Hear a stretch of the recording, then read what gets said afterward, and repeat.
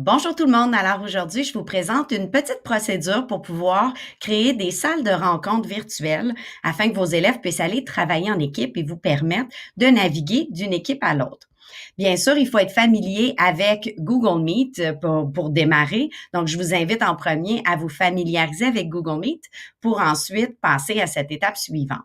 Je vais aussi vous proposer des extensions qui s'installent dans le navigateur Chrome. Je vais mettre les liens vers ces extensions-là sur notre site monurl.ca/édutique, mais je vais aussi mettre les petits liens dans la description du vidéo si jamais vous passez par YouTube. Alors, on débute. Premièrement, je peux démarrer la rencontre et générer les liens de rencontre à partir directement de Google Meet. Je clique sur Démarrer une réunion. Si je désire inviter des élèves qui ne sont pas dans le domaine par exemple, de ma commission scolaire, donc qui n'ont pas un compte Google Éducation, je vais laisser le champ vide et copier 4 réunions différentes ou 6, tout dépendant du nombre d'équipes que vous voulez. Si vous voulez nommer la réunion, donc lui donner ce qu'on appelle un pseudo, donc par exemple groupe 1, groupe 2, groupe 3 ou quelque chose du genre, ça va empêcher les élèves qui ne sont pas connectés à leur compte éducation de se joindre à la réunion. Donc, à vous de voir ce qui est le plus pratique.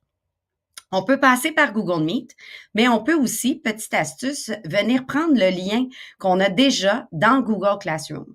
Dans, par exemple, mon groupe ici, mon groupe fictif, groupe 24, j'ai un lien de réunion qui est le lien de réunion pour mon groupe au complet.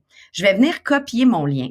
Donc, je clique, je copie l'adresse du lien et j'ai au préalable préparé un document pour pouvoir venir mettre les liens de mes différentes équipes. J'ai choisi Google Documents, mais je vous invite à choisir l'outil de votre choix. Par exemple, ce serait tout à fait plausible de faire une diapositive dans Google Présentation et d'y mettre les liens et les noms des équipes, par exemple. Ce serait possible aussi de le faire dans Google Feuilles de calcul. Ce sont tous des documents qui peuvent être partagés et ce sont tous des documents qui sont aussi collaboratifs. Donc, vous pourriez même ne pas inscrire le nom des élèves comme je l'ai fait et inviter les élèves à aller s'inscrire dans une équipe. Donc, je copie mon lien ici. Et comme vous le voyez, là, j'ai toute l'adresse ici avec lookup et tout. Juste après le lookup, j'ai un code interminable. Je viens le changer et je viens renommer pour que ce soit mon groupe 1. Je l'ai fait ici pour chacune de mes étapes. Bon, il se peut que votre lien ne soit pas cliquable. Pour le rendre cliquable, on va le copier. Je vais cliquer sur le lien qui est juste ici et insérer un lien et tout à coup, il devient cliquable. Je pourrais aussi ne pas afficher ce lien-là qui est un petit peu long, venir sélectionner mon lien et là, j'ai une petite barre de tâches qui vient s'ouvrir. Je peux copier le lien, mais j'ai un petit crayon pour modifier le lien. On voit qu'ici, le texte qui est affiché et le lien sont les mêmes. Si je viens remplacer le texte, je pourrais simplement venir remplacer et écrire groupe 1. Ça cache mon lien, mais ça rend mon texte maintenant cliquable. L'élève va avoir juste à cliquer sur le lien. Prochaine étape pour moi, c'est d'ouvrir mes liens. Donc, je vais cliquer sur chacune de mes salles de réunion que j'ai créées et elles vont toutes s'ouvrir dans un onglet différent. Je vais donc avoir 4 onglets différents d'ouverts qui vont me permettre de naviguer d'une équipe à l'autre. Vous allez me dire, bon, il faut vraiment que je clique d'un onglet à l'autre, ça commence à être compliqué. Je vais vous montrer une petite astuce dans quelques minutes. Je vous suggère de bloquer par défaut votre micro et votre caméra dans chacun des groupes pour démarrer. Vous pourrez les activer un petit peu plus tard, mais vous êtes maintenant présent dans la rencontre. Vous allez pouvoir vous joindre à la rencontre sans qu'on vous y voie. Donc, vous allez être les premiers dans votre rencontre. Je me joins à chacune des rencontres. Je n'ai pas d'élèves encore parce que je n'ai pas invité aucun élève.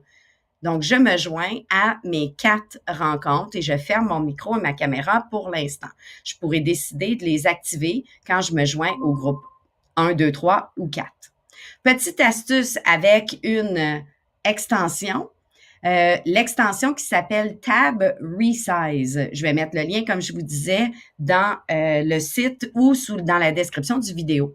J'aime bien l'option 2 par 2 qui me permet à mon écran de placer mes 4 onglets qui vont apparaître un à côté de l'autre et c'est à moi de décider quel onglet je veux faire afficher. Donc, je fais afficher mes 4 rencontres. Et là, j'ai mes 4 rencontres ici et je peux naviguer dans mes 4 rencontres et placer mes onglets en 4. Ça m'a séparé mes onglets en 4 onglets différents. Donc là, je suis dans mes 4 rencontres. Maintenant, ça va devenir très cacophonique d'entendre chacun des élèves. Donc, l'autre astuce que j'ai à vous proposer, c'est une petite astuce que je vous montre ici sur un écran complet. C'est une petite astuce qui s'appelle Mute Tab, une petite extension qui vous permet de couper le son, mais seulement pour un onglet. On sait tous qu'on a un bouton pour fermer le son sur notre ordinateur, sauf que ça va fermer le son pour tous. Donc, si je veux aller écouter une des rencontres, mais je pourrais carrément me présenter dans la rencontre et activer le son et donc écouter les élèves. Je peux ensuite activer mon micro pour leur parler, activer la caméra pour leur parler et naviguer d'une rencontre à l'autre. Donc, plusieurs petites astuces, ça va demander un petit peu de pratique, mais ça vous permet de naviguer d'une équipe à l'autre et de visiter vos élèves qui vont travailler en équipe. Et on sait que la collaboration et le travail d'équipe, c'est vraiment très pédagogique. Bonne exploration!